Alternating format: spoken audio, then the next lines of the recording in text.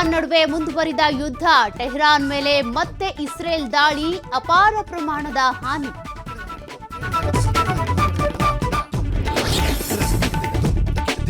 Iran ಮೇಲೆ America ದಾಳಿಗೆ ಭಾರೀ ಆಕ್ರೋಶ, ಮೋದಿ ವಿರುದ್ಧ ಸಿಪಿಐ ಪ್ರಧಾನಿ ಕಾರ್ಯದರ್ಶಿ ಡಿ ರಾಜಾ ಕಿಡಿ, ಯಾಕೆ ಖಂಡಿಸ್ತಿಲ್ಲ ಅಂತ ಪ್ರಶ್ನೆ.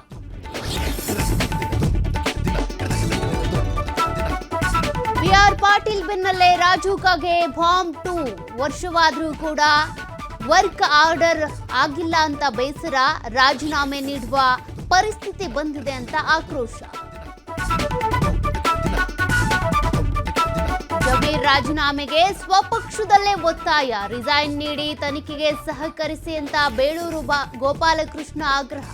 ಬಿಆರ್ ಪಾಟೀಲ್ ಬಗ್ಗೆ ಸಿಎಂ ಉತ್ತರಿಸುತ್ತಾರೆ ಇಂದ ಡಿಕೆ ಶಿವಕುಮಾರ್.